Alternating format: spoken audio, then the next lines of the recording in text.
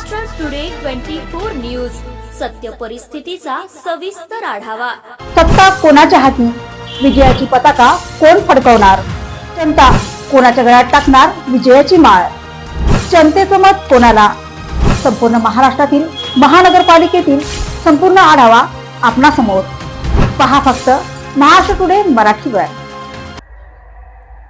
सोलापूर महानगरपालिका निवडणुकीत भाजप ठरला किंग, कुणाला किती जागा मिळाल्या? सोलापूर महानगरपालिकेत 102 जागांसाठी निवडणूक झाली।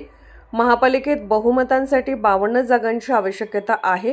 भाजपने 63 जागांवर विजय मिळवला। सोलापुरात भाजपला रोखण्यासाठी काँग्रेस, राष्ट्रवादी, शरद पवार गट, शिवसेना, उद्धव ठाकरे गट, मनसे आणि माकप यांनी एकत्रित निवडणूक लढवली।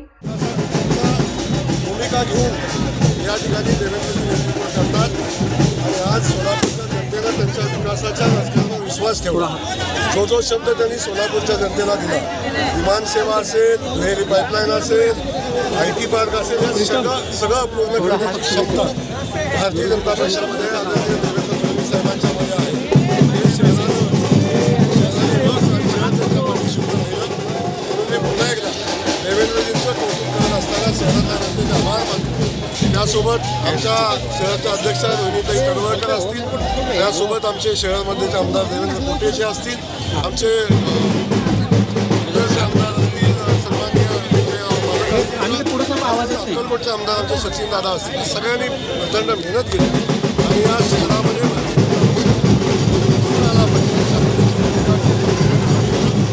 आम्हाला आनंद याचा पहिल्यांदा या शहरामध्ये भारतीय जनता पक्ष स्वतःच्या ताकदीवर सत्तेत आला आहे। स्वतःच्या भारतीय जनता पक्षाचा महापौर पहिल्यांदा स्वतःच्या ताकदीवर बसला आणि या शहरानं दाखवून दिलेलं आहे इथं व्यक्तीचं राजकारण नाही, इथं कमळाचं राजकारण चालतं, इथं व्यक्तीचं राजकारण नाही, तर पक्षाचं राजकारण चालतं। हे भारतीय जनता पक्षाला साफ झाला आहे। आता 4 ठिकाणी आपण बघितलं MIMचा 4 ठिकाणावर निवडून आलेलं आहे, त्या अपेक्षितच होतं, याच्यापेक्षा वेगळं काही घडलं नाही। पण मला समोरच्या विरोधी पक्षाच्या उमेदवार होते किंवा नेते होते त्यांची कीव आहे की MIM सारख्या पक्षात विरोधी पक्षाला खूप पुढं आला आणि समोरच्या बाकी सगळ्या विरोधी पक्षांनी पाणीपत झालेलं आहे। हे खऱ्या अर्थानं एक दुर्दैवी गोष्ट आहे। या निमित्तानं मी सांगेन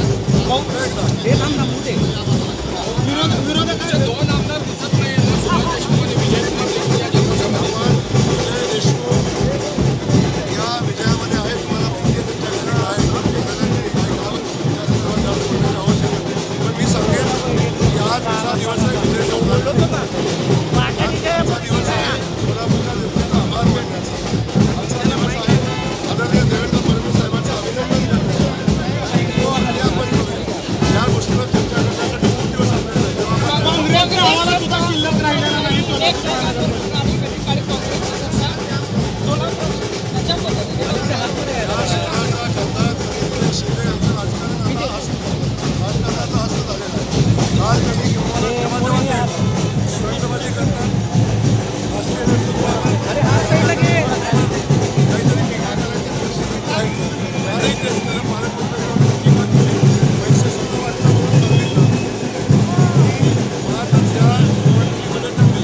विकासाच्या त्या मुख्यमंत्री देवेंद्र फडणवीस साहेब व पालकमंत्री